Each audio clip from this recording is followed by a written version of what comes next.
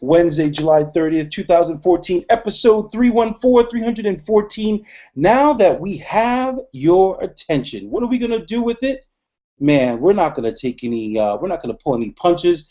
Man, thank you for tuning in as you do each and every week. My name is D. Wells, along with the Soul Doctors and Disorderlies, coming to you live and direct from the OS studio, wherever you are, wherever I am, wherever we are. We hope you're walking good, talking good, and more importantly, ready to rock with us. The original OG Sneaker Talk show, soon to be coming upon our 7-year anniversary. Man, I'm excited. We got a great show in store for you. We got a lot of recap of events that took place, such as the Sneaker Summit that took place in Houston.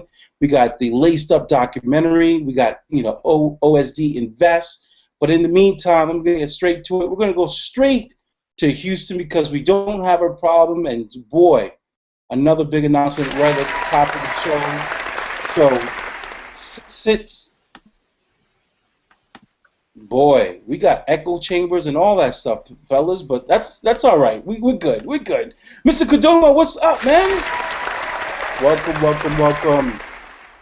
Hey, what's up, D? What's up, Paper Man? Just recovering from another H-Town Sneaker Summit. The 11th annual summer edition just took place at NRG Park, formerly Reliant Park.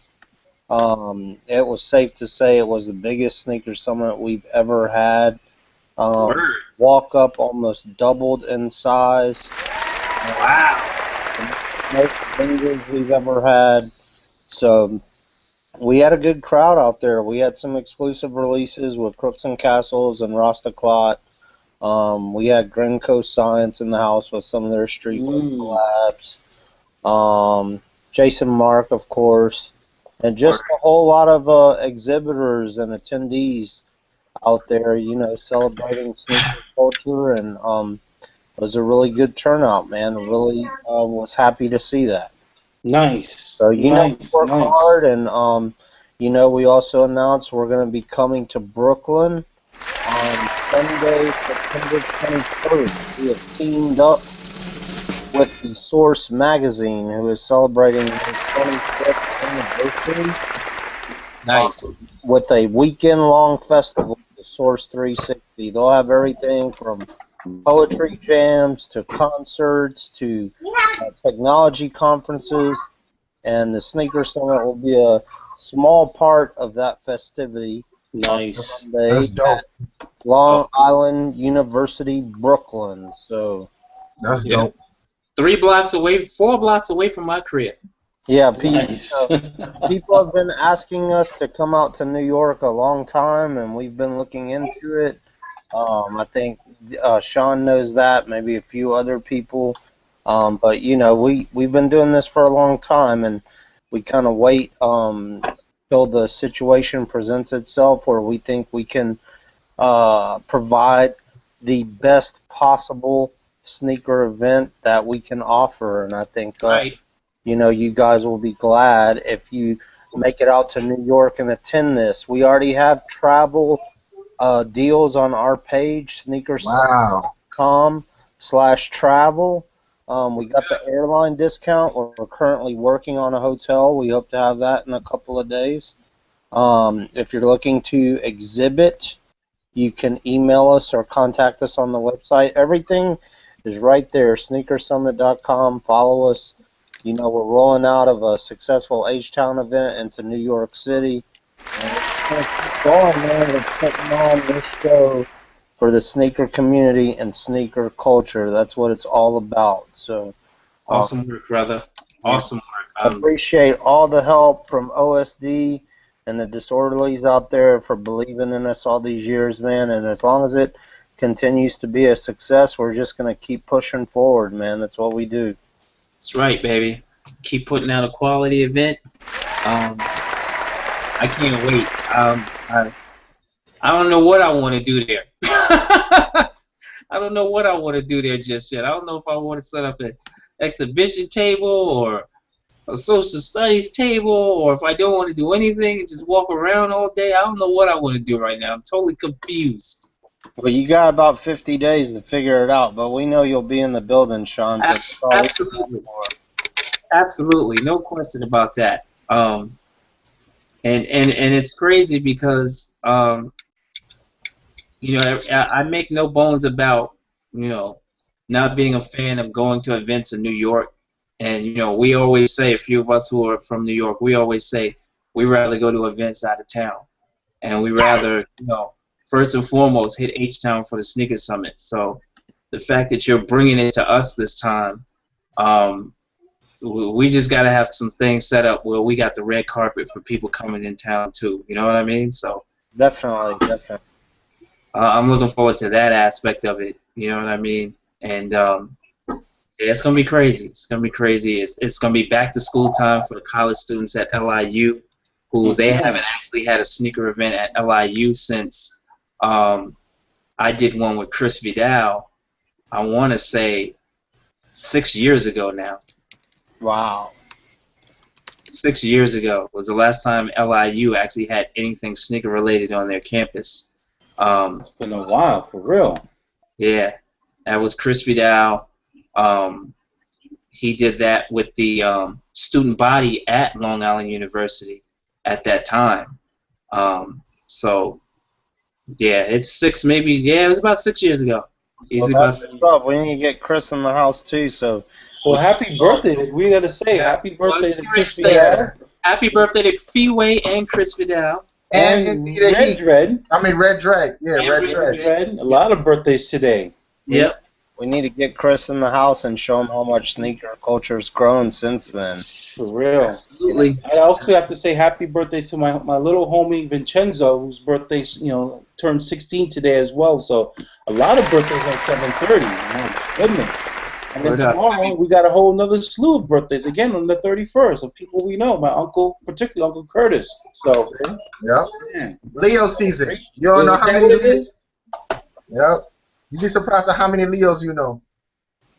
Brooklyn Show is in the building. True. What's going on, everybody? In the building. Are you live from Brooklyn Good, or man. are you live from somewhere else? No, I'm actually in Brooklyn, home invasion status. Aha. All right. I even got the kid's toy. Look, I don't even know what this is, but somebody's child left this here. That ain't Ralph though. We got little brother Ben It ain't Berry. Ralph. Punishment. That ain't Ralph. Okay. It ain't that Ralph though. Ain't that Ralph. Ben Berry's off punishment. Yeah, man, they let me out. I'm out the corner. Okay. I'm out the corner. What's going on, y'all? Man. What's up, Ben? Shit, can't complain, working, trying to work. You were saying you've been pretty busy on the work tip lately with hoop doctors. Is this camera moving? Are you walking around, Ben? Sure looks like it. No, he's Gone. yeah, we lost him. He got caught in the Matrix. His mama came in. Ben, how you doing, boy? Man. So Sean, we gotta talk a little bit of OSD Invest. Let people know that don't always just buy sneakers, buy some stock. Absolutely. Absolutely. It's time to set off the show with our segment that we always set off with. And that is, our stock report, which is, again, published every day, 4 p.m. or later Eastern Standard Time. A lot of green today, only a couple of blips, and the blips are coming from a couple of companies who normally do not do as bad, but been taking a beating every Wednesday for a while now. So we're going to start it off with Nike, finishing at $79.61 per share, up $1.51 per share today. Skechers finished at $53.99 per share, up 45 cents per share. VF Corporation, who is in the runnings to, or rumored to acquire, skate and surf brand Quicksilver, they finished at $62.43 per share, up 94 cents per share. Under Armour finished at $69.22 per share. We're going to be talking about them a little bit later in the show. Surprise some folks with that. They finished at $69.22 per share, up 37 cents per share. They were rocky on the day, but they finished up pretty solid. Deckers Outdoor, parent company for Uggs, Teva, and Sanuk, finished at $89.90 per share, and they've been on a constant climb for a while now. $89.90 per share, up 37 cents per share. And there's been a lot of analyst talk about what's been going on with Deckers Outdoor Corporation. So if you guys are looking to invest, that's one of those you really need to pay sharp attention to right now.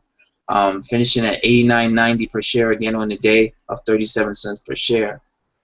Foot Locker Incorporated finished at $48.76 per share, of 25 cents per. And here we go, the red spots. Adidas AG finished on the OTC market at $46.98 per share, down 44 cents per. And this one right here, which was pretty shocking on the day, Puma AG on the ETR market finished at $199.30 in euros, down 3.15 per share. Huge drop for Puma today. eBay on NASDAQ finished at $53.23 per share, up 2 cents per. And Finish Line Incorporated finished at $26.97 per share, of 16 cents per share. So once again, every day, Monday through Friday, just to clarify and make it clear, 4 p.m. Eastern Standard Time or later, we publish the results of these 10 stocks that we watch on Twitter, on Facebook, and on Google+. So as we always say, you got to be in it to win it. So put some of that money aside and get ready to invest in this side of the game. Contrary to what's popular belief and what the news articles are covering these days, it's not all about just being able to buy shoes and go to a sneaker event and sell them. So this is where you really win on both sides of the game. So guys, got any reaction on the day? Nike up $1.51. Adidas and Puma were down sharply, especially Puma down $3.15 per share today. Yeah, but Puma's numbers, we know they were predicting that they're going to be lower, but they weren't as bad. But Wall Street still didn't like to hear that, so that's why they got beat down. You know, they took it on the chin, and then some. Nike, on the other hand. You know, I don't even want to imagine what would have happened if they were on a Wall Street market. But this is their ETR market. They were down 3.15. So exactly, and that's that market. Yeah, and that's with the conversion of the U.S. dollar versus what are they? They're based on euros, if I remember correctly. Yep. So they took a big hit, but then the big news from Nike. I mean, on top of not only them, pushing for the lead up, or the aftermath of World Cup and all that stuff. Now comes the fact of people. Parker, the CEO of Nike, has made over the past 3 years. Something to the tune of, what are they saying? Close to 150, basically $61 million a year. They're saying something crazy, and I'm like, 61 mil a year as a CEO? Damn. Yeah, the numbers are crazy. The numbers are crazy. And that includes stock. So I'm not just saying straight cash or straight, whatever. But it is what it is, no matter how they break it down. True. 61 mil is 61 mil. Nike's stock, as of end of fiscal year May 31st, for the year was up 24%. Yeah.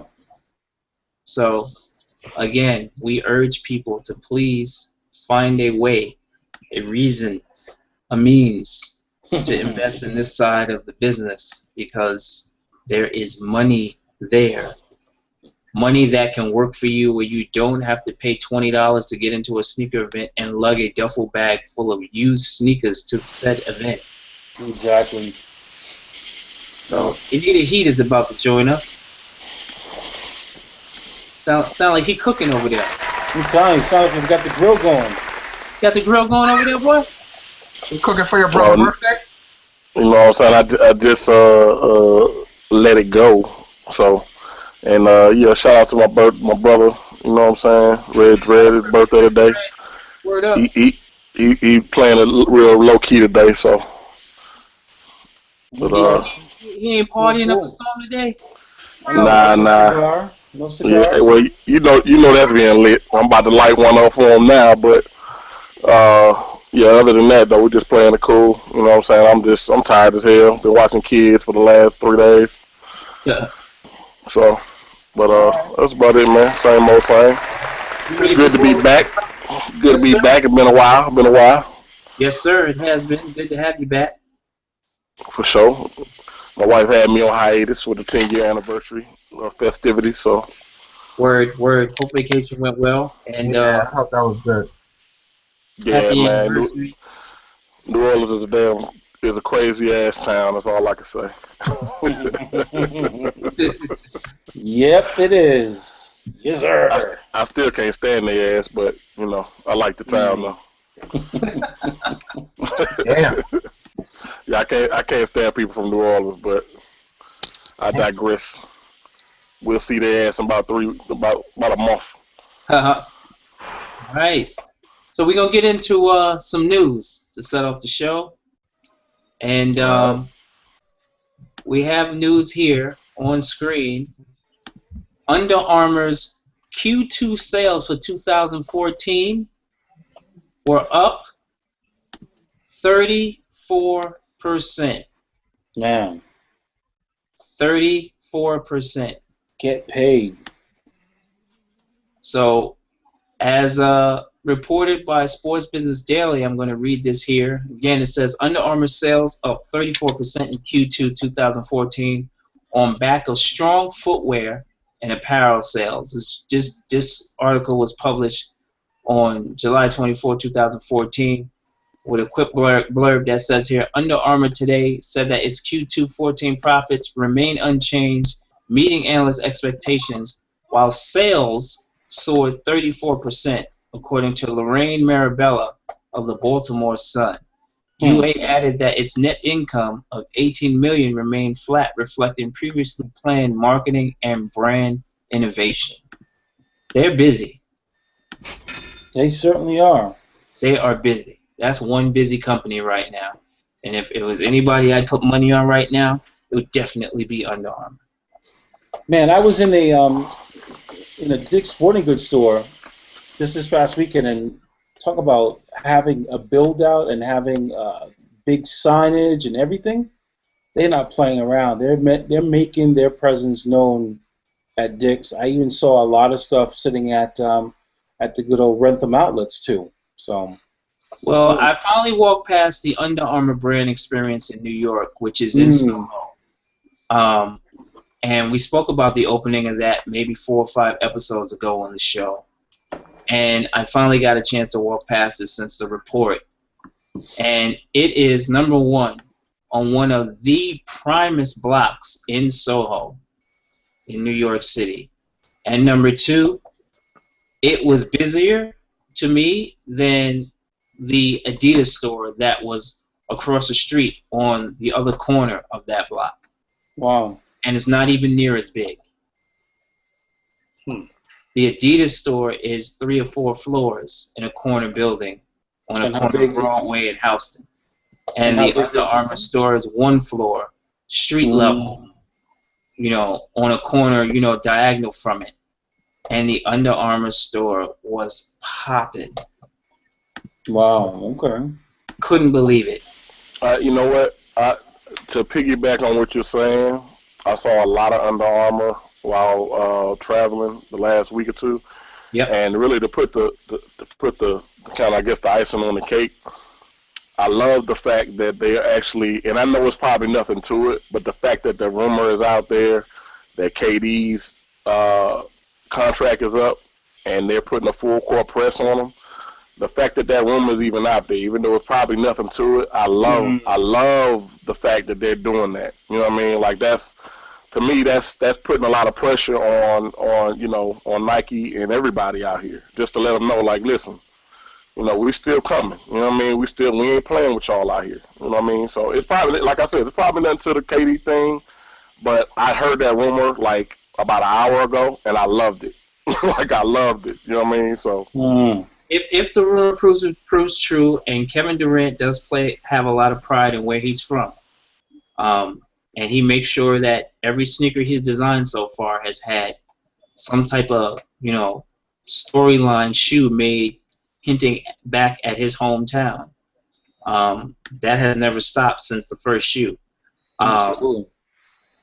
If he does end up going that way, or if it becomes public that that's a discussion or that's an option for him, just the buzz from it alone, even if he doesn't do it, helps Under Armour. See, I don't think he's going to go anywhere. I don't think KD, yeah, it would be kind of smart if he did go with the local kind of company in his own backyard, homegrown, all that good stuff. But I think Nike's willing to put up so much money to make sure that doesn't happen. Well, I agree, and that's why I said I don't think it'll happen. But at the same time, the reason why I heard it is I was looking at a couple of articles where he deleted his Twitter, mainly because of after the whole LeBron thing. And I know he's probably saying thanks, LeBron. With going home, he commented on the going home thing. After that, they started a campaign, a hashtag campaign. Some cats out of DC. Just KD to DC, with the whole going back to the Washington Wizards in 2 years. So I think with that campaign, I think Under Armour saw that like, yo, hey, we need to get on that, you know what I mean? And then once again, his contract being up, I think it's this week or next week or something like that. Where, like I said, I don't know where it came from. I'm sure Under Armour had something to do with it, and if they didn't, they should have. You know what I'm saying? Just to put it out there. Just to put it out there. Like I said, just the fact that rumor is out there is a win for them. And like you said, D, I totally agree. He's probably not going anywhere with all the money that Nike is going to throw in his face, and how loyal they've been to him and all that, yada yada, whatever. The Texas days, the high school he went to and all that. He's always been pretty much a Nike athlete. It's probably nothing to it, but they're winning. Under Armour's winning just with the rumor. Exactly.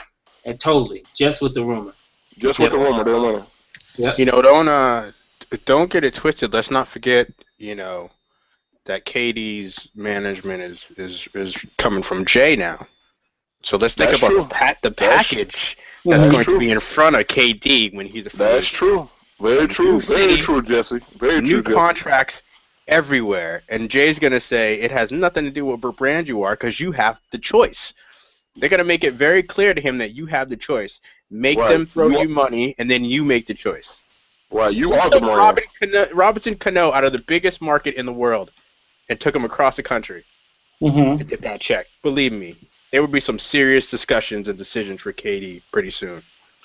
Well, it's a 2-year build-up, and that's, like I said, that's the one thing about why he decided to delete his Twitter, because he's already tired of hearing about it with the hashtags, and everybody's getting, the DC area is going crazy right now off the heels of the whole LeBron thing, trying to bring him home. So, like I said, you're right. This is just the beginning. We got a 2-year build-up for this. The pressure is on OKC. Yeah. Oh, it's definitely on there. OKC and nobody else. OKC better step up and make sure he's got the help to get him to a championship. Not necessarily winning it, but he's got to get there at least in the next 2 years for him to stay. Yeah. If he doesn't, you're right. Westbrook will be happy if he leaves. That way it won't be no more Batman and Robin talk. Yeah, exactly. One of the two got to go. They're not going to stay together. We already know. I was about to say, the big rumor already is Westbrook to L.A. He's talking about going back home. So. Well, he needs a new fashion consultant. That's all I'm going to say, and I'll leave it at that. Damn. Megan. Whoever this fashion dude is now got him up in Barney's, Yo, Megan, you need to help your boy there. Megan, help Russell Westbrook. Exactly. Game. Help Russell Westbrook. But you got to look at the potential. I'll say this much and move on. You look at the potential for KD to actually really go back to DC and play for the Wizards. On top of the nucleus of a team he'll have, that's just monsters over there, young monsters. For Under Armour to end up really capitalizing on that,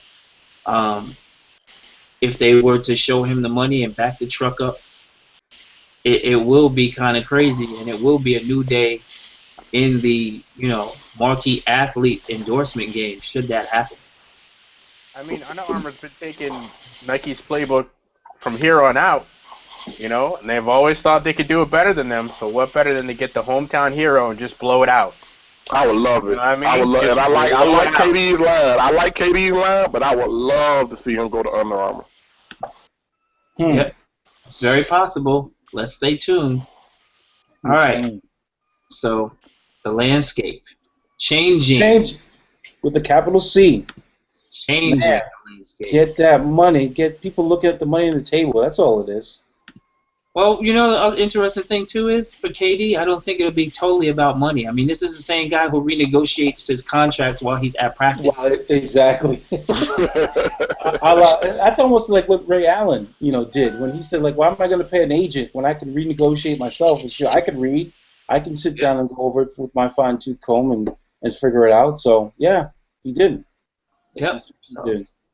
He did. So, shout out to our homie in other news, OSD family, Jason Maiden, in an article on fastcompany.com, which is aptly titled, Why the Jordan Brand's Lead Designer Left Nike. And, the caption says, Jason Maiden quit his job as a top Nike designer after a heartbreaking conversation with his son.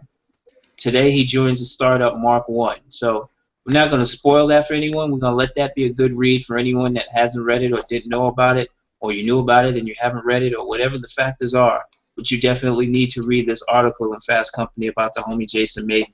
Done some incredible work with Nike, with Jordan Brand, and sometimes it takes those moments when you're with your kids and to realize and reshift your focus on where you need to go. And he explains that here. And, for me personally and Dee and a couple others who knew before the Fast Company article, we knew some months ago that this was his plan and this was his mission after what happened. To see the direction that he's going in and the determination that he has to get to this new space, we wish him nothing but the best. So, J-May, holler at us, man. I want to say that I love this article and I love this story. I'm just going to say this is something that I struggle with. I've been struggling with for years, and I try to tell people all the time, man, the most important job in your life will always be to be a parent. Those who are not parents, it's hard to make you understand it. Those who are parents, I know you understand exactly where I'm coming from. The bottom line is I applaud him for this more than anything I can applaud anybody for. Like I said, the most important job you ever have in your life, and what people really forget, is being a parent. It's more important than any money, anything else in your life. The thing that you'll do, any promotion, I don't care if you're a CEO or whatever you do. The most important job in your life will always be being a parent. And I'm gonna leave it at that. You definitely read this article though, and this definitely puts things in perspective for a lot of people. Yeah, totally. And for him to reach, what some would call the pinnacle of his said profession in footwear design and just in that business in general, the position that he walked away from, which is a similar position to Dwayne Edwards' position when he left. Might be something about that position, Nike and Jordan Brand. You might want to change it because everyone who gets in it reevaluates and leaves. But for him to be in that position, yet still be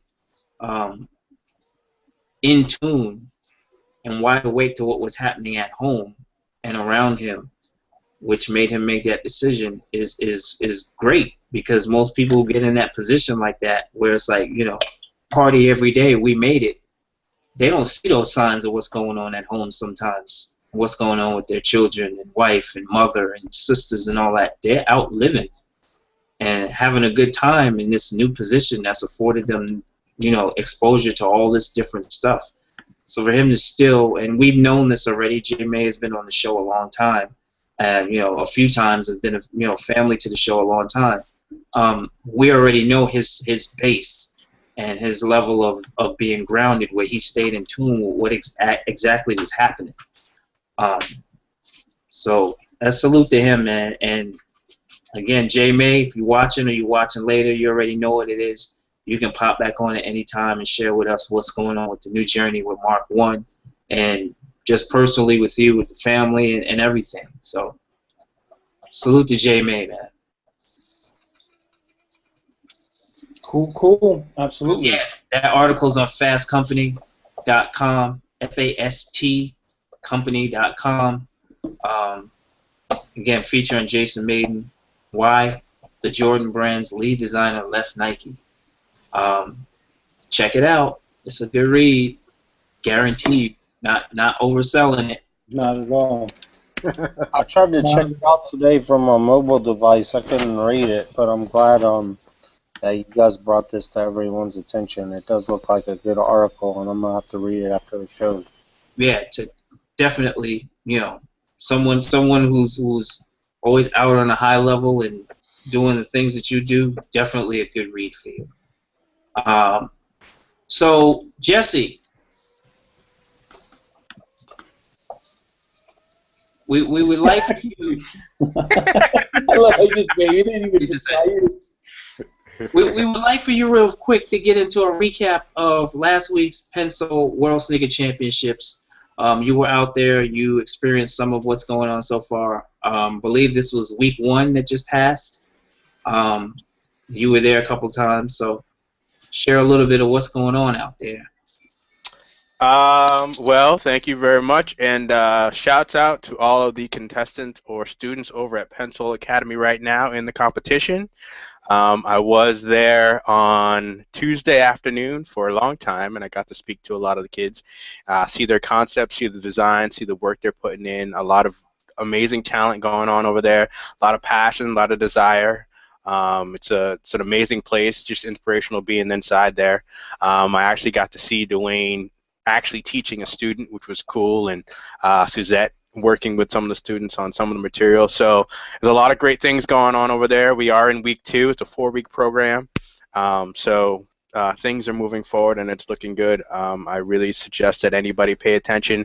A lot of coverage going on. You can check OSD for coverage. You can check Nice Kicks for coverage. They're doing a lot of coverage, and Sports Illustrated are also doing some very nice coverage of the competition. So Totally. good stuff going on. Let me I watched the Nice Kicks. I looked at the last 3 or 4 days of coverage of Nice Kicks, and that's pretty dope how they're covering it over there. Shout out to the folks over at Nice Kicks. They're doing a good job covering it. So Who's on? who's trying to chime in on this? Yes. So, trying to get.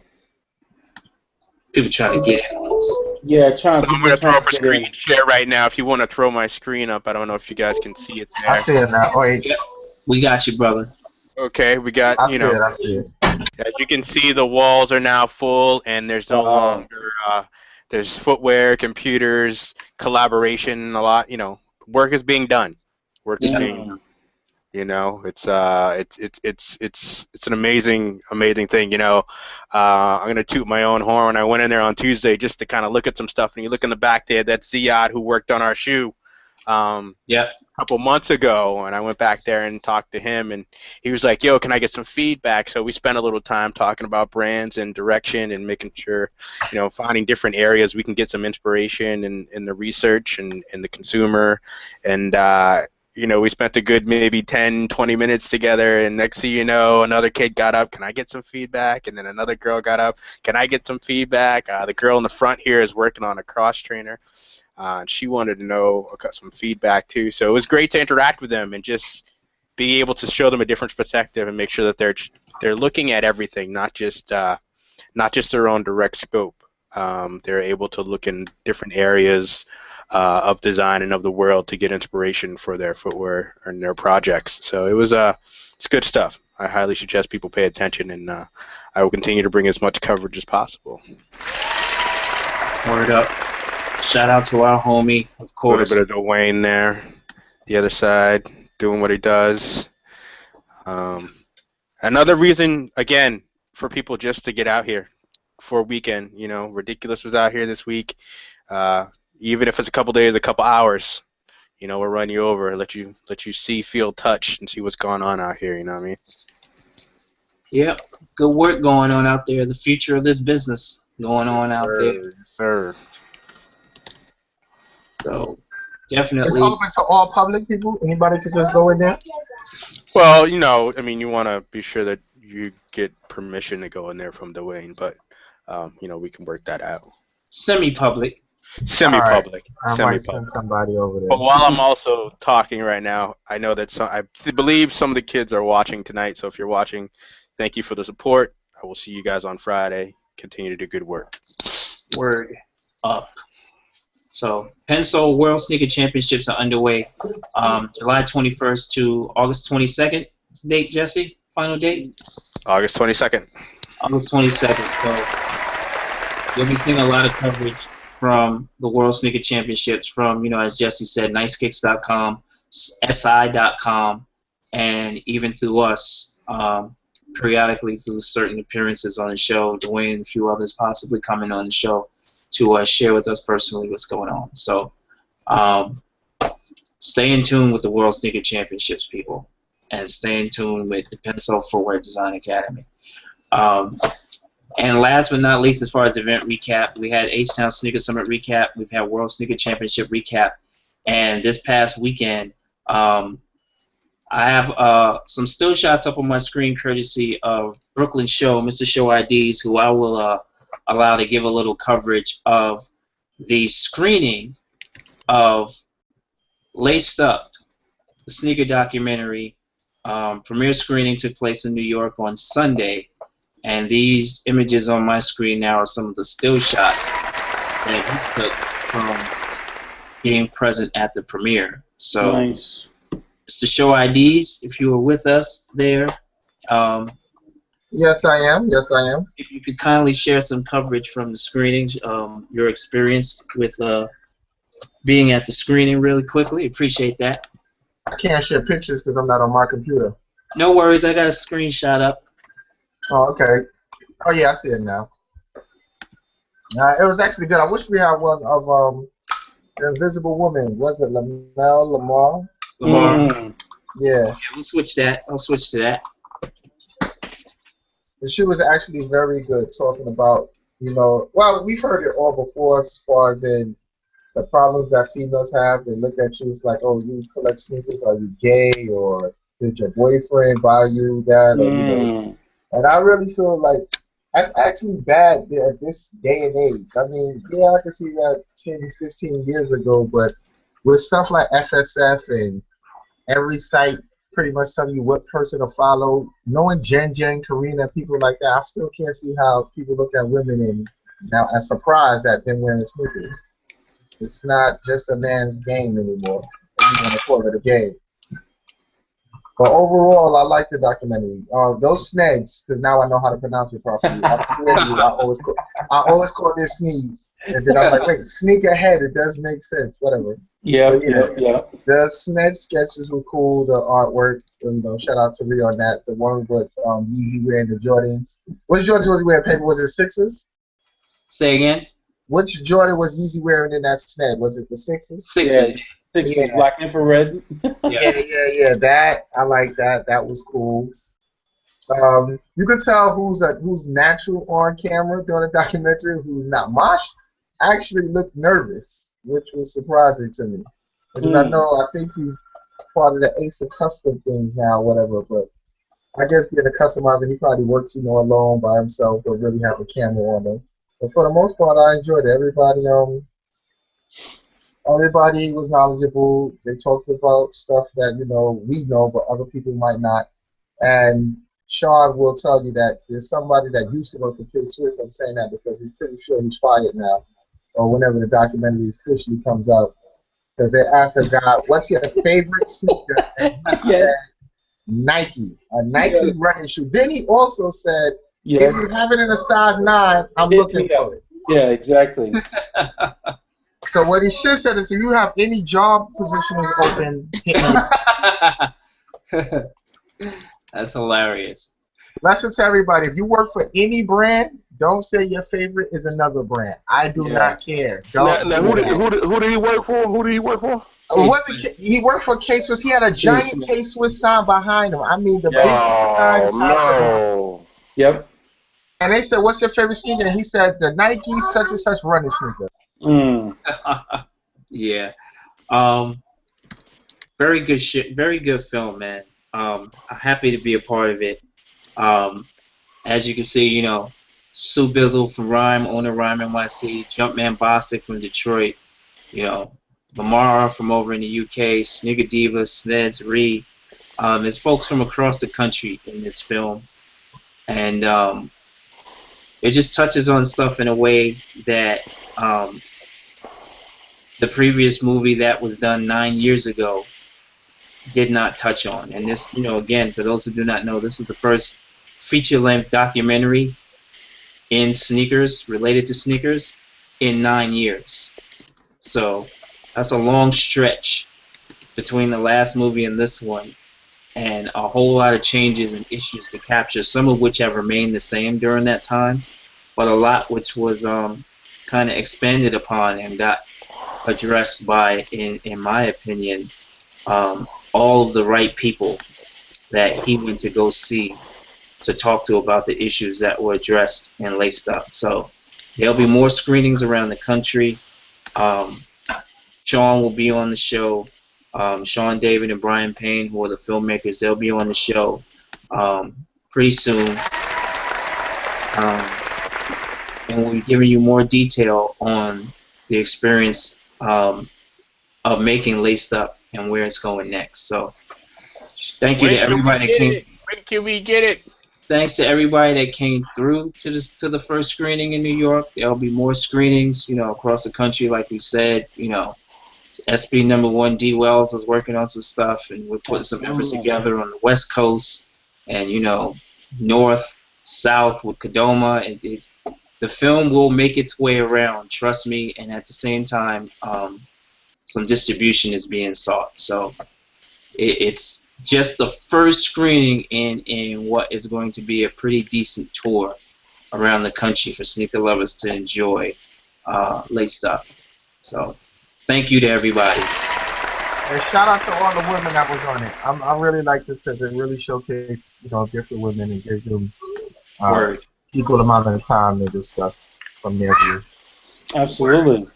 And it's educational. So I encourage people, when you have an opportunity to see it, you will learn something. You know, even though you may have liked sneakers or been into sneakers for, 2, 3, or more decades, you will learn something new from this documentary. So go see it, go support it, and definitely hit up Brian and Sean David, the creators, not only the directors, the voice, as well as the producer, shooter, and editor, and everything that they've done. Support, these men as they've gone out and put this product together for us in the culture to absorb and learn from. Yeah, so they traveled to 6 different states to make this movie. So we have to support their efforts. All right, so next up we're talking Boston Sneaker Jam events. Yeah, man. Allow me to throw the website up on screen. Yeah. Boston Sneaker Jam, bostonsneakerjam.com, October 18th and 19th in good old Beantown, Boston, a.k.a. Shawmut. It was the original name before it became settled by Puritans. Yes, it used to be called Shawmut. That's the OG name. I love the history. I love that's the, Shawmut Bank back in the day. Yeah, that's where they got their name from. So it's going to be a big event, 2 days. You have an opportunity. Folks want to buy, sell, and trade. You can do that. Tables are only $200 for 2 days. Yes, that's right. $200 for 2 days. But then you also have, sneaker. You're going to have the skateboard ramp. You have pipe. You're going to have celebrity guests and DJs. There's a lot of stuff going on. So if you have an opportunity to make your way to Boston in October, perfect time. Fall, weather is not too cold. Hopefully not snowing yet. Come to Beantown. We got a lot in store for you. I got a lot in store. Don't threaten me with a good time. Don't threaten me with a good time. Yeah, Tea Party! Yeah, man. The Boston Tea Party.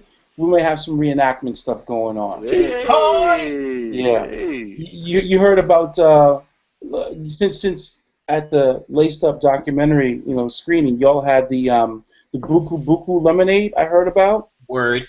So we may have to have some Buku Buku tea at the Boston Sneaker Jam. So. You know, anything with liquor and tea, I'm there. Look, I'm checking flights. I've been checking flights for the last 2 weeks, man. There you go. I'm trying to wait for them to come down a little bit. Absolutely. Absolutely. And Mr. Allen, talking about welcome back, man. It's been a while. It's been a long time. Allen, Hey. What's going on, Allen? Are you checking in from the DMV by way of MD? Unmute yourself, Allen. Is he on mute? There we you can't go. hear you. Nope, we can't hear you yet. Oh, you must have muted yourself. Hold on.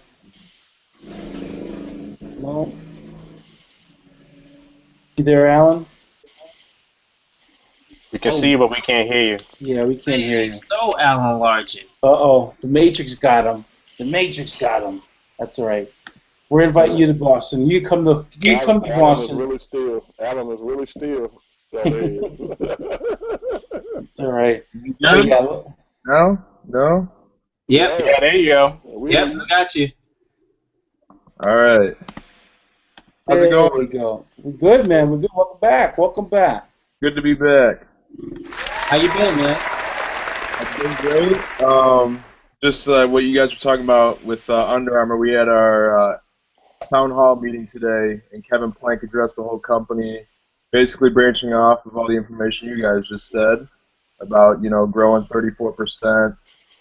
We had Lindsey Vaughn on campus today, along with Bruce Pearl and Auburn. So Nice. It's a pretty busy day on campus today for sure, but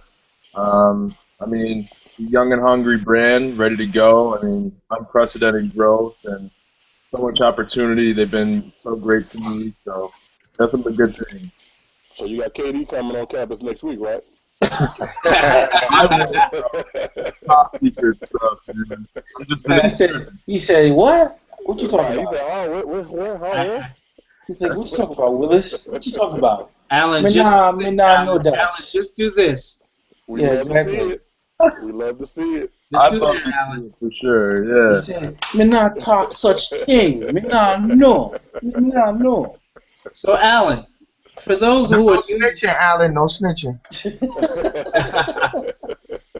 Alan, for those who are new to obsessive sneaker disorder and have not seen you on the show since you've last been on, share a little bit of your incredible journey with our new viewers.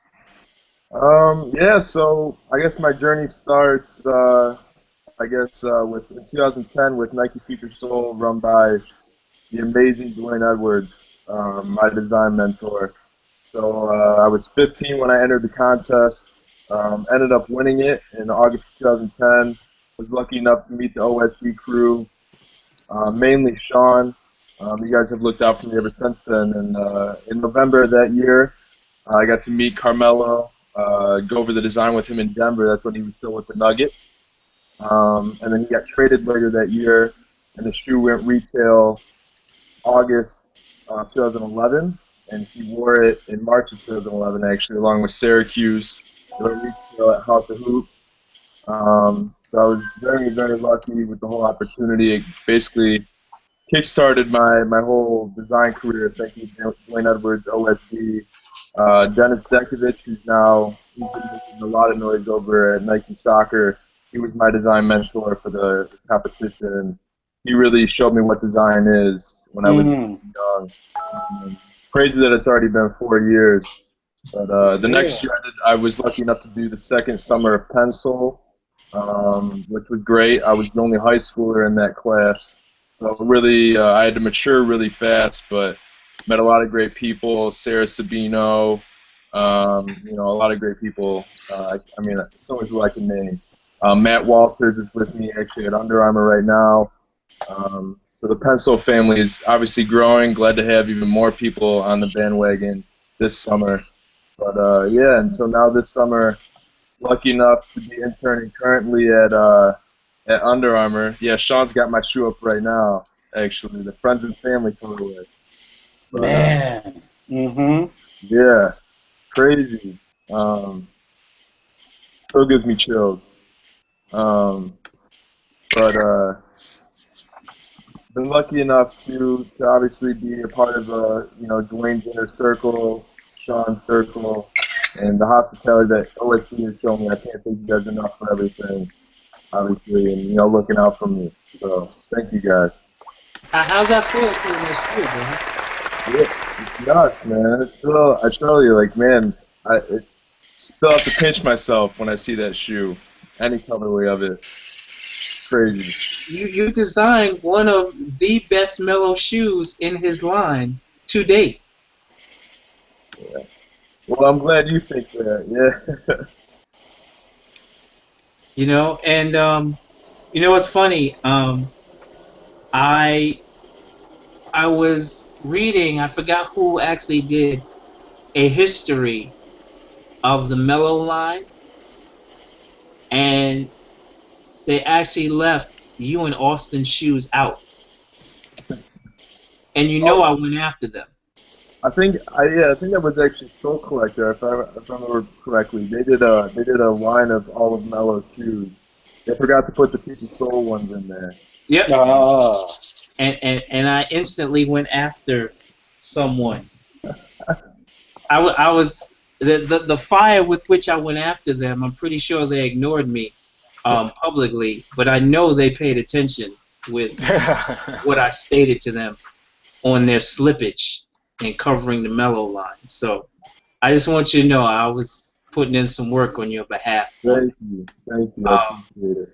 But again, your journey, really quickly for everyone. I mean, you're one of the crew. You're family. You're with us. So, But again, I just wanted to share really quickly your story with folks, especially some of our younger viewers who might find some inspiration in hearing where you've been and where you're going.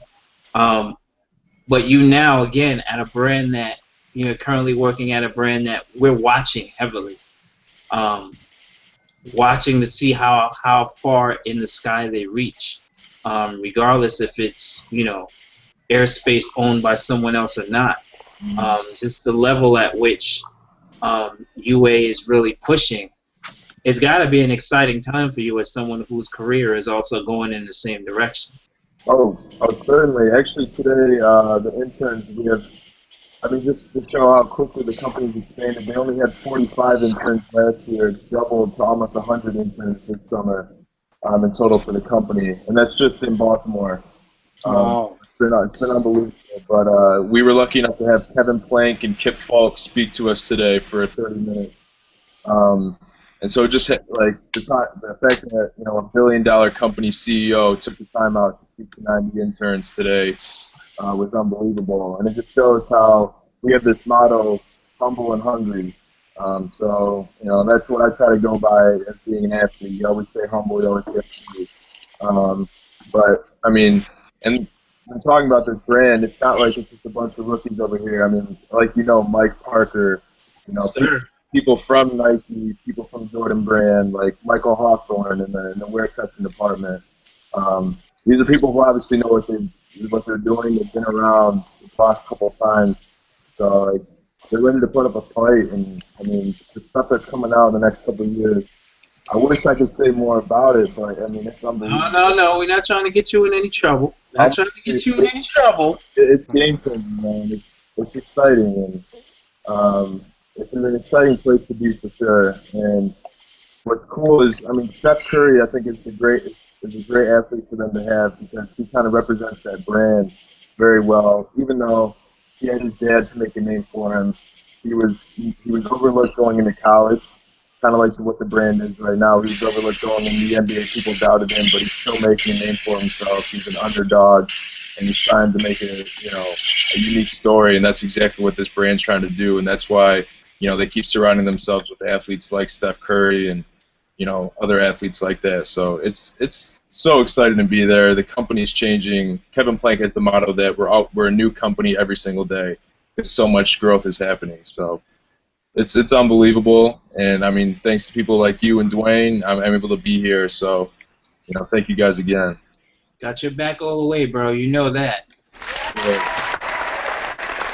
And special shout to Mike Parker. What's going on, homie? I will see you at the Under Armour Elite 24 game here in Brooklyn pretty soon. Alan, you should probably come up for that if you can, because it's quite an incredible experience to be at the Elite 24 game here in New York. So yeah, hang out, man. We got some stuff to discuss that, as long as you won't get in any trouble saying anything, by all means, you can chime in. No, I want to say on that Stephon Curry D-Well. debut. Yes, sir. Do we want to go WTF, or do we want to go talk about this Adidas development? I want to talk about Adidas, man. This boost, not boosting as in stealing, boost as in boost innovation. I mean, it looks dope. I haven't tried it yet, but let's talk about this. How Boost has made the leap over to their basketball sneakers now. Indeed. So Damian Lillard and the one and only D Rose, who we hope and pray that he's fully recovered and ready to take on a new season. On screen, courtesy of Hypebeast, I have some images of shoes in the Adidas Boost basketball line. So I'm going to roll through some images here. Ridiculous is a fan of Boost to the highest degree. He's been rocking Boost, technology and Adidas shoes for a good year and a half now, and he's a fan of it. And in his running shoes, and it has now made its way over to the basketball line with some pretty interesting styling. So I'm going to roll through some images here of the event where the Boost basketball line was unveiled a few days ago. Here we see Derrick Rose holding up his shoe with Boost in it. Vegas, right? Some pretty good-looking stuff. He looks like he's ready to play from what I've been watching on NBA TV with the FIBA trials. So yeah, these are the shoes, and with the Boost in the heel. I'm interested to see how it works. I have to admit, I'm also a big fan of the Boost.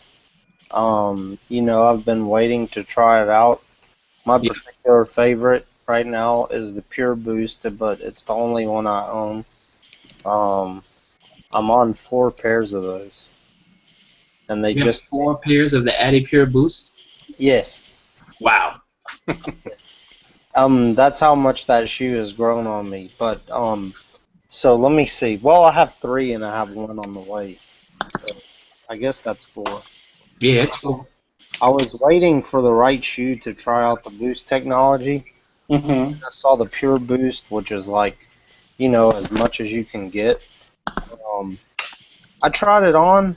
They were really comfortable, but it felt like walking on like gummy bears. Kind of felt like a gimmick. But then, I think everyone on the show or that watches the show knows my love for Asics and how I'd always, work out or in Asics. Yep. And so I decided to give the Boost a run, and I've started running in them, and I'm a pretty short, stocky guy. Grew up skateboarding, have skateboarder legs. Whenever I would try to run in Asics, on a daily basis, I would wind up getting hurt. I have been beating the hell out of these Pure Boost, running like 3 or 4 miles a day. They're the best running shoe I've ever had. And now I see that they're even offering a 30-day money-back guarantee if it's not the best running shoe you've ever had. So wow, you really don't have an excuse not to try it anymore. That's on, I believe it may be on Adidas.com or footlocker.com. but Hmm. you offer 30-day money-back guarantee if it's not the best running shoe you've ever owned, and a lot of their Boost shoes. So it's worth a try, but I don't know if it would translate well to basketball, being that it's more of, I don't know. When you think of comfort, there's a lot of different things. Boost really just boasts the most rebound in a shoe, and I'm not sure if that's what a lot of athletes are looking for. Somebody with me, like with beat up legs, it definitely helps to keep me going. Hmm. But I mean, it's all in the athlete's preferences. But I say it's definitely worth a shot. If Well, the I, key words are what you said, what's that? that it keeps you going. That was, one of the intentions in the creation of Boost was, again, to give you that little bit of boost that you probably wouldn't have had from shoes of a different type. So you actually described it as based on the way it was described to me, actually to a T. Yeah, I mean, I love Asics. Asics were my favorite shoes, but now it's the Boost, man, simply because I can go further, I can go longer. It's made me a better athlete, you know. So I can't complain. Whereas in the past, I'd try to run 3 miles a day. I'd always wind up getting hurt, or the knees hurting a little bit, the Achilles hurting. I'd have to stop. But with the Boost, I don't have to worry about any of that. I can just keep going. Good feedback, man. Thank you. Thank you. Definitely. So that is, again, pictures, illustration, of the Adidas event, with Derrick Rose and Jesse's own Portland Trail Blazers, Damian Lillard. Yep. I didn't forget you on that combo from Yeah, earlier too, Jesse. exactly. Hit them with the 1-2. Oh God. I mean, pretty much, the timing is good as far as who they're putting this stuff on. Damian Lillard's coming off a great year. Everybody's curious to see how Derrick Rose is going to respond after being gone for a while. I don't think you could have put it on two better players actually right now to see how they're going to do with it. We've talked about this from a strategic standpoint a lot. A long time ago, when the first Boost running shoe came out, we understood as a collective group that they had invested in this, and this was going to need to be rolled out into other models in order for it to have a return for them. The storytelling still needs to happen.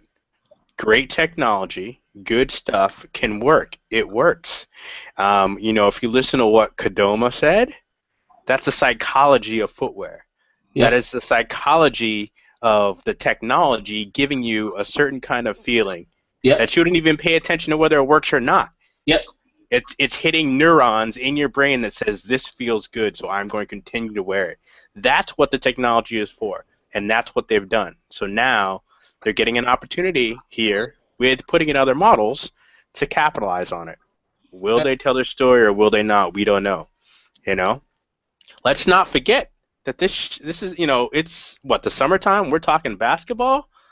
So what does that mean for Robert Griffin? Because he just had a shoe came out and it's boosting that. And we ain't talking about that. We sure are. You know what I mean? I mean, that kind of stuff to me is what's important. Let's make sure people know that we're doing some good stuff. So unfortunately there's not enough Kadomas out there. There needs to be more of that.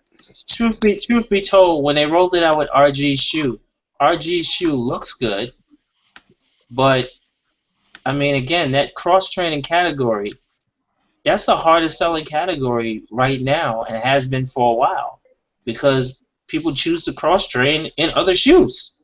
So let me say to roll that out with him, I mean, Boost is in it, yeah, but again, it's a cross-training shoe, and it's a cross-training shoe based on a football player, which makes it even harder these days.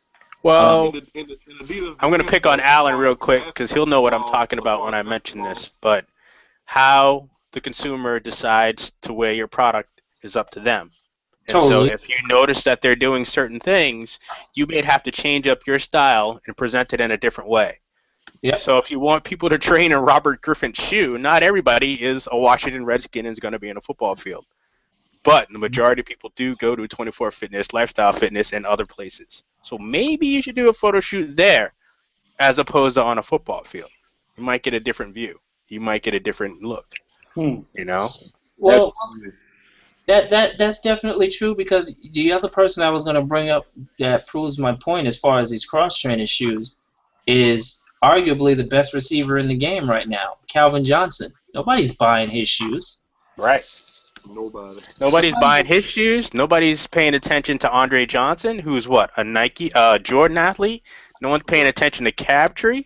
No one's paying attention to who's the dude in Dallas. What's that kid's name? The wide receiver. Des Bryant. No one's paying attention to Des Bryant. He's a Jordan athlete. You know what I mean? Because the logo can't be on NFL shoes, but you know what the model looks like. So the opportunity is there, but you got to tell the story right. Totally. So we'll see how Boost translates to the feet of Damian Lillard. Hold up, paper. Yes, sir. He's talking. Go ahead. Oh, go ahead, Can Heat. you hear me? Can y'all hear me? Yep, we can hear you. I can't hear you. I can't hear him. I don't hear anything. Can you hear me now? Yeah, I can hear you fine. I think you're the only one that can hear him. Ah, there it is. I hear him now. Hear him now. Okay. Go ahead, bro. I was going to say 2 points. In Adidas' defense to the basketball thing, it is the World Cup of basketball coming up. Both athletes are potentially on the United States basketball team out in Vegas. So that's the reason why they're pushing, for the Boost basketball. Jesse, of course, you make a great, comment as far as the cross-training aspect. I do agree. They should definitely put it on more athletes as far as, out in the regular gym doing what they do. But I think we all recognize it's harder for NFL players to sell shoes, as we've noticed in the last 10 years now. I mean, there hasn't really been anybody in the last 5 to 10 years as far as football players to really sell shoes. Yep. So I mean, it's extremely difficult for them to sell shoes, because you make a lot of good points with all the Jordan athletes. I was thinking of down here in Atlanta, Julio is actually a big Under Armour person. I see him a lot in Under Armour down here, Under Armour everything. But I know I'm different. I look for the Falcons coverage. So, the average person doesn't see as much as I see as far as that. But I think it's just, in general, I think it's hard for these brands to sell cross trainers from a football player. To be honest with you, I'm surprised that people are still really giving this money to these football players, because nobody's really selling anything. Football is hard because they wear a helmet. I get exactly. It's okay. I got that. But at the same point, it wasn't hard with Deion Sanders. It wasn't hard with Barry Sanders. It wasn't hard with John McEnroe, and it wasn't hard with Bo. They have personality. Right. They have personality. That's exactly. Yeah, but you have the resources as brands to spend the time to find their personality. You have to make a commitment to say, okay, this shoe necessarily isn't about what Robert Griffin does in his Redskins uniform, but what's his personality in the off season when he's training. That's what training is about. You got to commit to train. Right. You don't commit to the fact that it's going to get exposure. That's going to happen anyway. To commit to the actual that goes for all brands, though. That goes for all the brands, because I was just talking to somebody yesterday about the whole what's the number 1 pick, the boy in Houston. Puma hasn't Clowney, that's his name, Jadeveon Clowney. Right. Puma hasn't done anything with him since. Because they don't know how. Yeah, they don't. They're a soccer brand. What do they know about Clowney? About a defensive end? Well, but at the same time, if you follow the NFL, he is dominating right now in training camp, and they're supposed to be doing something with that. You know what I mean? So I agree with you. I mean, they definitely need to put it out there like, hey, this is what he used to get ready to dominate in training camp, and as a rookie, he's about to dominate. So this is what he did in the off season. You know what I mean? And they need to put. There's just so many, There's so many ways to permeate. Do it, but they're not doing it. Nobody's capitalizing on it. I got no disrespect to Puma, because Puma's one of the brands near and dear to my heart. But If you can't do shit with Usain Bolt, who's the fastest man in the world for almost 10 years now, Yes. I don't want to hear Exactly. shit from you on anything else. And That's don't you true. know, people, perfect timing. They're kicking off a new campaign today. They are? Puma just kicked off a new campaign today with Usain Bolt. And where is it at? And nobody saw it. I haven't seen it. They sent it to you? Right. Only D now?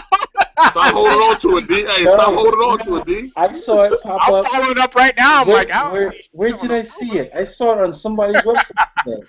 I see a lot about Miss Chang and those Puma discs. I don't see nothing about Usain. Clearly, Puma's not paying enough to Complex Media because that's who runs all the damn.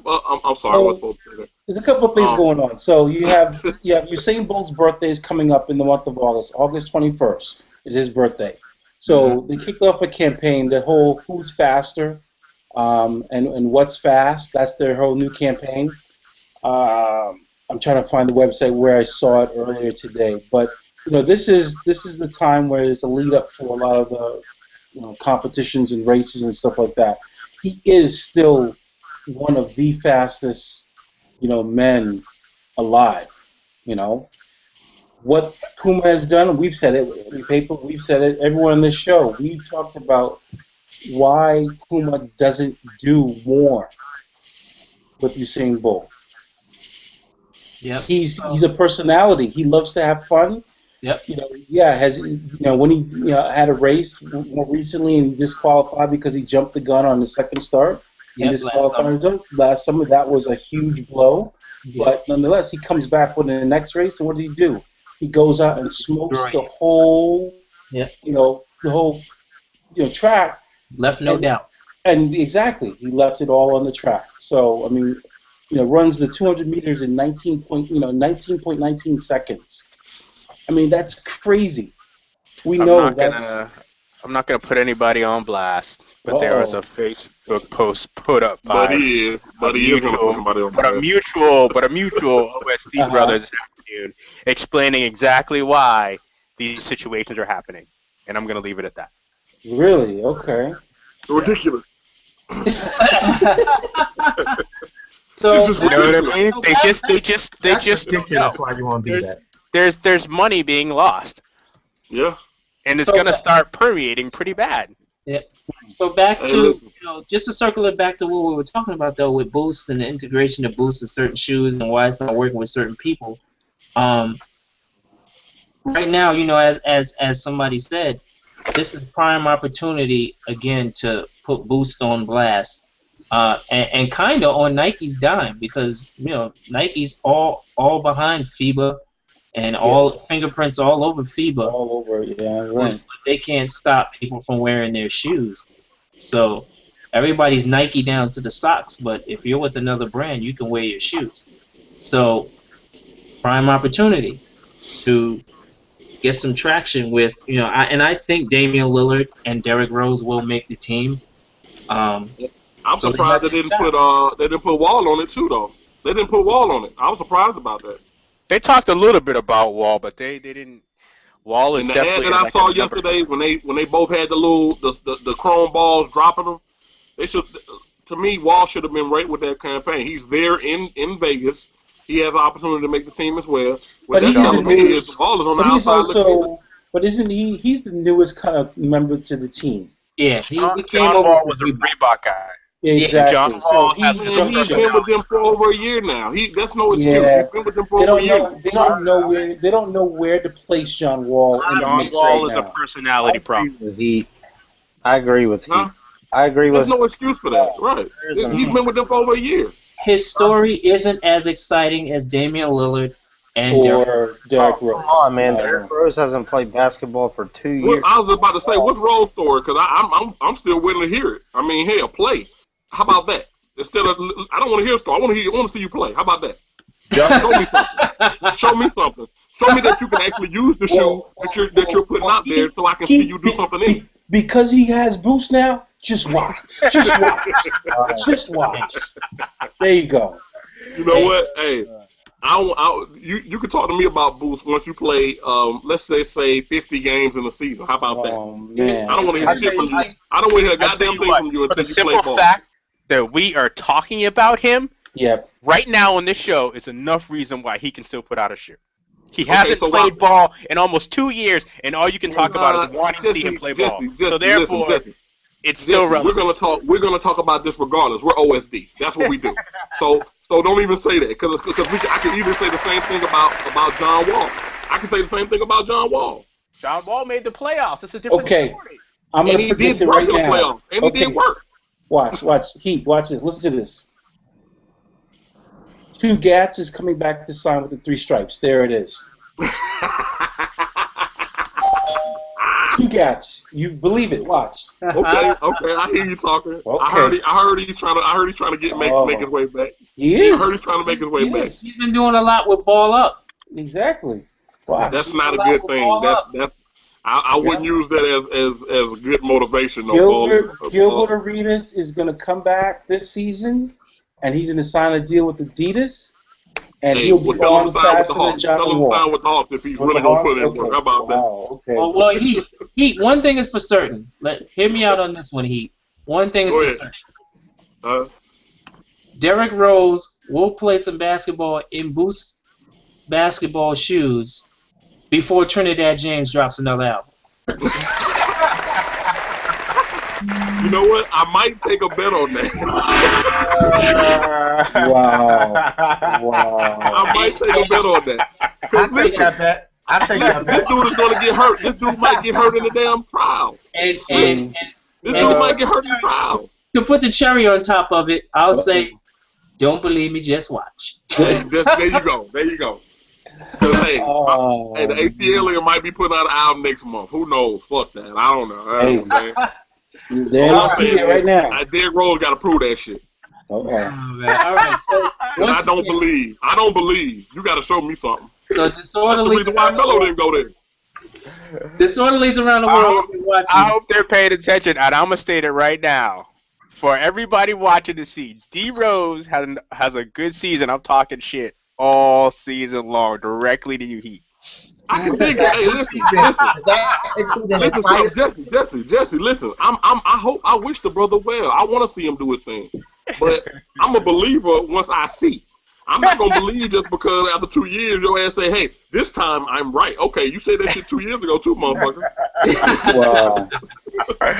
Our brother Steve, Ridiculous Gordon, is in the building holding his head.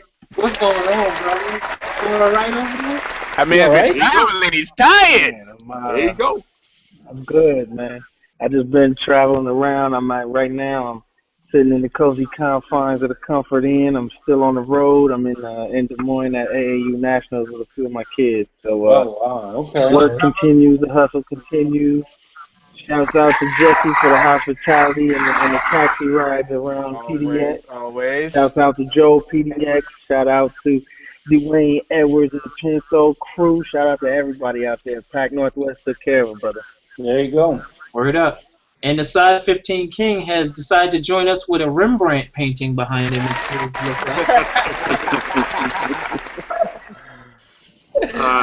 You know Rembrandt's over here. We poor folk. Greetings, soul brothers. Man. That's a painting of the original D Wade or Wade County. That's what it is. That'd be called the Last Supper, wouldn't it? Wow.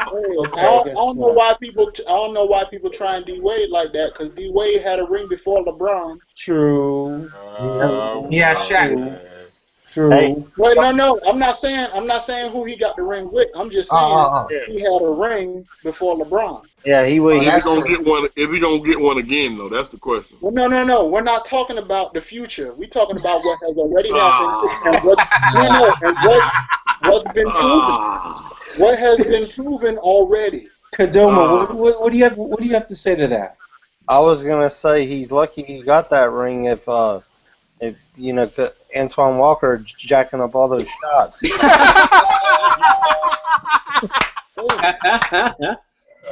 Wow. Come on. Hey, and you know who reminds me of Antoine Walker now though? Speaking of Houston, the new James Harden who jacks up everything. Oh man. And plays no D. James Harden is about getting paid and shooting. Exactly. That dude has not seen a shot he doesn't like. Exactly. He'll take it. Half court, no problem. Right, I'll take that. I'm good. I'll take that. I'll take that. And he's a full-time bullfighter. Exactly. World famous. Maybe if James Harden wore some elephant print foam posits, he'd be even better. My God! Here we go. Paper. I'm gonna go ahead and mute myself. What do you think? Mute myself right now. WTF for the night. Here we go, D. Wells.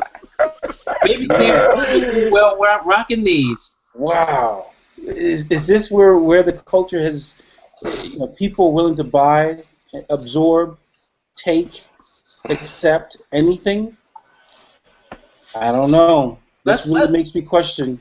You know what it is? What do you call that game where it has like 3 different pieces and you like just flip it around and like, it comes out with the person standing there with like a clown's head and a farmer's body and like a fireman's shoes. They just like roll the dice like elephant, boom. At first, when I saw these, I thought they were a pair of custom kicks. I'm not gonna lie. I thought they were custom with a sole swap. And then the more and more I saw pictures, I was like, well, I think these are real. I think they're real.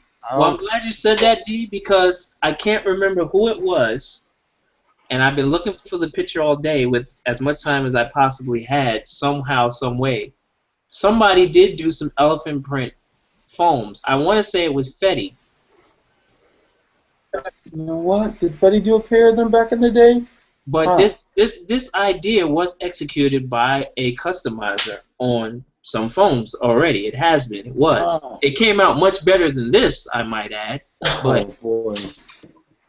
I mean, again, this is not for any of the soul doctors and disorderlies. No. Well, what shoes are sitting still? Safari print foam posits are still sitting everywhere. They are. The Weatherman. The Weatherman. Mm-hmm. Weatherman's is still sitting everywhere. And what's the third one that's still sitting everywhere? There's 3 foam posits that are sitting everywhere. That's Spider-Man. All of them are Spider-Man sitting. bullshit. The Spider-Man. Yes. Yep, The Spider-Man. All 3 of those foam posits are still sitting everywhere. I'm gonna tell you how bad the Spider-Mans are. That was one of the first ones that actually came out in GS sizes. Yeah. Right. And everybody was going crazy about the fact that they could finally get them in GS sizes. They're still sitting in GS sizes. That's how bad that shit is. Wow. So I'm going to state the obvious here because we all know this to be true. Hypothetical, but very true if it were to actually happen. You slap Supreme on this and you got a riot. Oh man. I got more respect for Supreme than that. They wouldn't do this. I said, hypothetically speaking, if this was a Supreme shoe, you would have a riot. You're right. Or slap You're right. on it. You're right. Is there any, I can't even argue with that. they better slap something on it because there ain't going to be no riot I right was now. gonna say these are not gonna go anywhere. I don't think.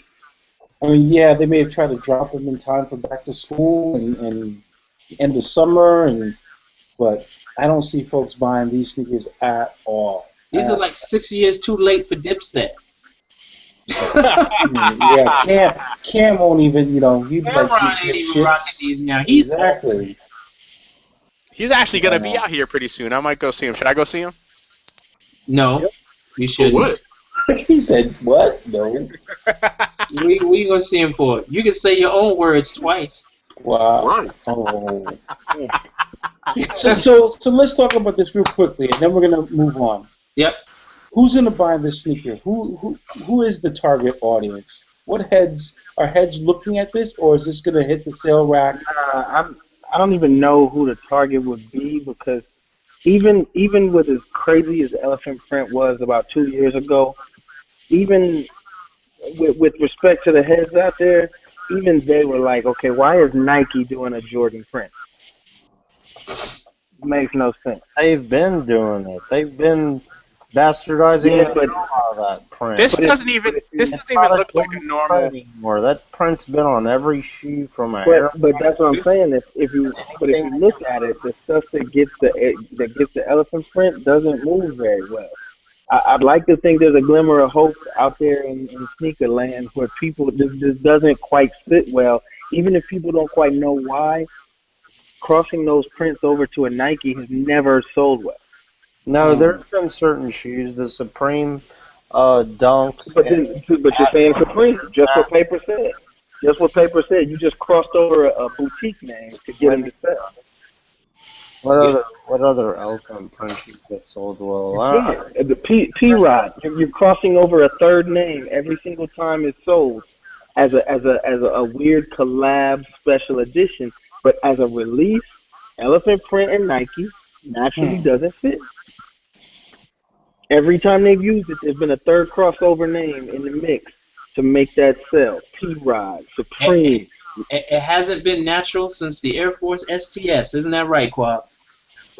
No, the STS, the elephant print on the STS isn't as prominent as we see on like the Jordans and everything else. Right. It was But that's just why I more said of it a- hasn't been natural since then.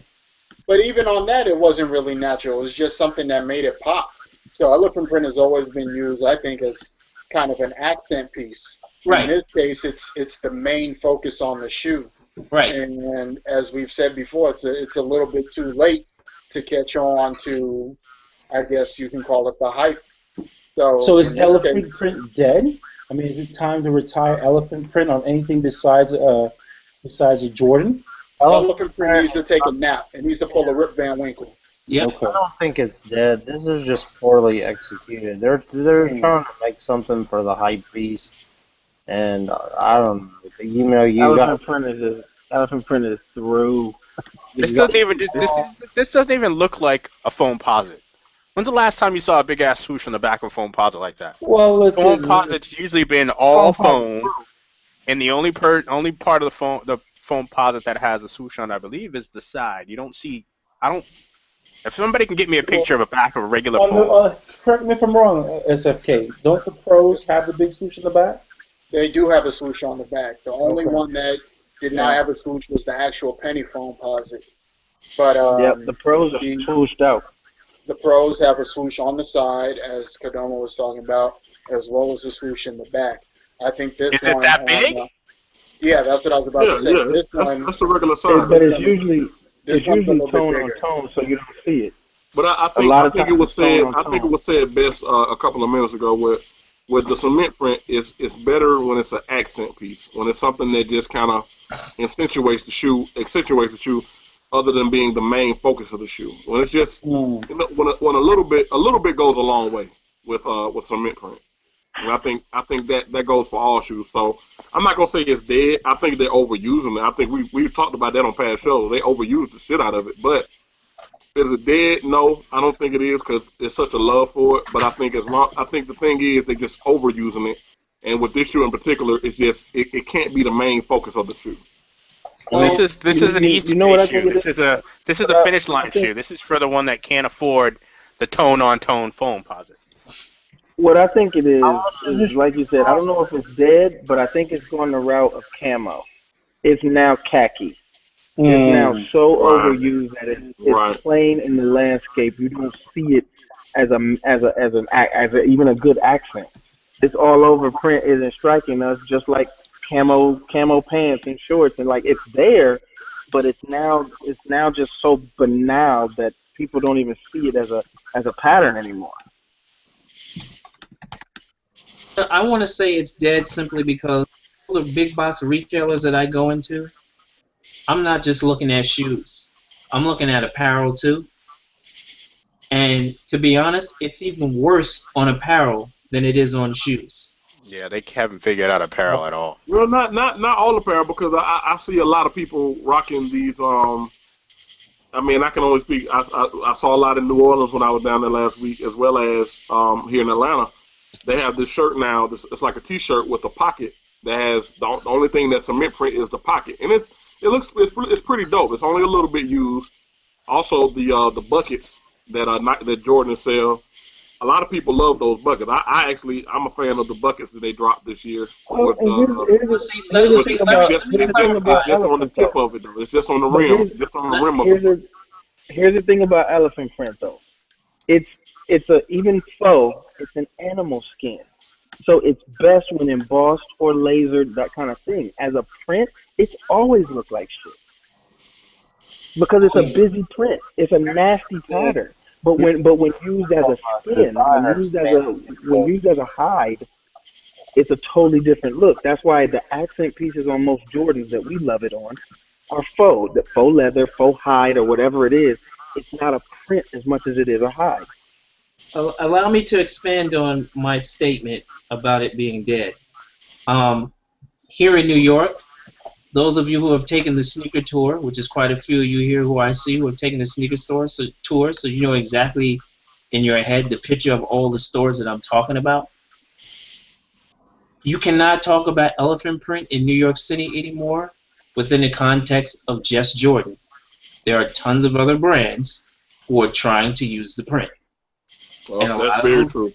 And a lot of those brands, Adidas not use the just hell on out of it. sneakers, on apparel, sweatpants, hoodies, hats, wristbands, socks, everything. So if you haven't seen it the way I see it, I urge you to come up here and see it the way I see it within a 2-mile radius, like the sneaker tour that I've taken everybody else on. Elephant print is dead. Well, not only that, to back up your point, Paper, it's not something that Nike really owns. I have a filter from a paid. It was a filter that I got for a Photoshop set that has elephant print in it. Anybody can make that shit. Anybody can make it. Nike doesn't own elephant print. So if you go to hoods all over the U.S., certain stores, you'll see more than just Nike and Jordan brand using elephant print, using cement print, using camo. Everybody's got their own version of camo now. Yeah, Safari. You know, a little bit of Safari, yes. You know, but predominantly a lot of other brands are using elephant print on their garments. Brands that don't even make shoes, they got stuff on everything, and it looks disgusting.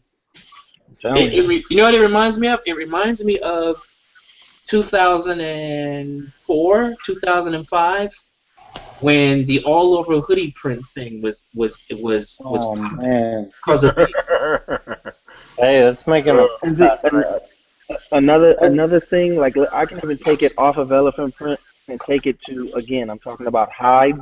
If you've ever seen a leather print, if you've ever seen a snake print, if it's printed hide, it looks like crap.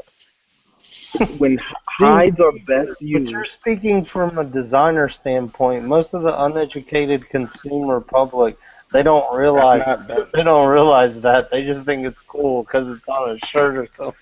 No, you're totally right. I'm gonna pull a Dwayne Edwards and say that ain't my fault. That ain't my fault. But Steve is That's what Dwayne would say right now. It's truth what he's saying. But that's what Dwayne would say. Like, never realize that. But you're making a good point too, Kadoma, which is why it's being abused so badly. Because I mean, come on, really, wristbands and sweatpants that are all elephant print? Socks. It's a horrible print. So again, I'll give the whole world one for free. You want elephant print to work? Do it tone on tone, so that it looks more like a hide. That's the only way it works. Like the new lab that just released from Jordan, the black on black one. The whole shoe is elephant print. No one's talking about it. No one's buying it either. Well, why? Because this damn thing is $25. No, the hype beasts are going to take that over this. Those shoes are sitting right Those are sitting, exactly.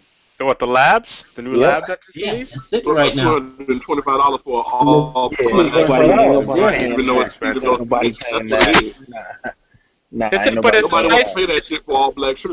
It's a nice execution. It doesn't need to be on that shoe, and it's probably too much. But in terms of design, another one that worked, and it was a Jordan. So backing up that point, but it was the flips. The flips are an all over elephant print, but it's laser. It looks great. You know, the black on black, the gray on white. there's a tone-on-tone execution when you do an all-over because it's a hide. So when you do that kind of execution, then you see it more as a hide, not as a print. When it becomes a print, it's just a bad scribble. The flips were good, but the midsole paint was fucking ass cheeks. Well, I mean, come on. Of course it was. Pretty bad. They got the execution on the upper right, but that midsole paint, that was painted in a kindergarten crafts class. On every shoe. I'm about to say, hell, I love threes, but that's almost all threes. The paint always chips on threes. But the flip threes, it was really bad. Like, you could wear them shits and then look down at the end of the day and be like, oh, what happened here? Looking like you got sideswiped. It was pretty bad. It's bad. It is bad. All right, so there we have it. WTF for tonight. Share your thoughts if you're commenting on Twitter, Facebook, Instagram, wherever you're watching and listening to us, and connect with us. The Foamposite Pro elephant print. They look like Miss Piggy shoes, honestly. Now I'm looking at them. Like you know those hood T-shirts where they take Disney and Muppet characters and make hood tees out of them. Yeah, yeah. I would see Miss Piggy in these on a hood tee. But honestly, this shoe is bad, but I think it's really bad because of the pink. If it wasn't pink, I think it wouldn't be as bad. All right, what else we got? That is all we got for tonight. That is actually after that. Yep, it is. That is it. So just to give a recap, at 11:47 p.m. Eastern Standard Time, episode number 314. Now that we have your attention, we spoke about Under Armour's sales for Q2 up 34%. Sorry we couldn't have size 15 King on for that one to expand on that one, but we'll get you next time. Hopefully Under Armour has a successful quarter again to weigh in on that. Jason Maiden featured in Fast Company, Why I Left Nike. We had a recap of the Laced Up film premiere, recap of this past weekend's H-Town Sneaker Summit, and a recap of week 1 of the World Sneaker Championships. We also had info about the Boston Sneaker Jam spoken about, as well as news from our brother Kadoma, who will ask him to put that news out again before we leave. News that the H-Town Sneaker Summit is coming to Brooklyn on September 21st. Yeah, buddy. So in shoes, we spoke about the Adidas Boost basketball line, as seen and worn by Derrick Rose and Damian Lillard. And the shoe we just finished talking about, our WTF, the Nike Air Foamposite Pro elephant print. Why? And I can't. I wanted to mention that Under Armour. I couldn't get in early. I don't think you guys heard me. That Under Armour shoe that Steph Curry is wearing in Vegas is crazy. The clutch fit? That shoe is dope. Like, that colorway and the way that's a dope looking shoe. That's one of the best Under Armour shoes I've seen in a long time. Okay, well don't spoil it for us as we set up an appearance from U8. Don't spoil a future guest, Anita. Hey, I'm sorry. As we did mention, the Elite 24 Under Armour basketball game is coming on August 23rd. So within the near future, as that date approaches for that event, we hope to have the good folks, one or two from Under Armour, on the show. So stay tuned for that. We'll be talking about clutch fit product and the Elite 24. So, and thank you to our brother Alan Largen, who hasn't been on in a while, but he's back sharing his journey with us. Thank you for coming on, brother. And you know, whatever you need from us in the way of support and guidance or whatever, you always have that. You know what it is with us. Yes, sir. And Kadoma. Yep. Please. One more time, we are taking the Sneaker Summit to Brooklyn on September 21st. We've partnered up with The Source magazine, who's celebrating their 25th anniversary of being the original authority of hip-hop culture. They have a huge weekend planned. You can see all that on thesource360.com. Everything from poetry jams to technology conferences to a music concert featuring Currency, Wu-Tang Clan at the Barclays Center, to the Sneaker Summit at LIU on Did Sunday. he just say Wu-Tang Clan? Yes. So, not at the Sneaker Summit at the Barclays Center, but you never know who will be at the Sneaker Summit on Sunday. That's right. Check out Jesse's looking for airplane tickets. Make sure you check out sneakersummit.com. We got travel deals to get you there. And, contact information if you want to exhibit or attend. Everything is right there. So look forward to seeing the Disorderlies out in Brooklyn on September 21st. Yes, sir. And all I got to say to Steve, Ridiculous Gordon, all that talking about finally coming to New York. I took the flight the wrong way, bro. That's my fault. I switched planes. That's my bad. Oh no, you got time. You got till September 21st is what I'm saying. Oh, then that's a plan. Yeah. That's all I'm saying. Oh yeah. You got till September 21st. I'm with that. And definitely, last but not least, we got to send a happy birthday shout outs to Red Dread, Feeway 730, and Mr. Chris Vidal. Happy birthday to y'all. Chris. Happy birthday to y'all. So, again, episode number 314, named Now That We Have Your Attention, is about to be a wrap. D. Wells. Yes, sir. Time to turn the lights on and put on the go-home music. I know, we don't have any music again, though, Paper Man. But that's all right. We'll be back next week with a new show, new episode, more soul doctors and disorderlies to talk to you. Come rock with us, come walk with us, and more importantly, if you have something to say, let us know and send us an email at info@osdlive.com. Hit us up on Twitter, Instagram. It's very easy, at OSDLive, as well as OSD Crew 365. So until then, keep your laces tight tightly, your tongue loose, walk good, and always tell the people that you love them. Y'all be safe, y'all be good. We are up and out of this news.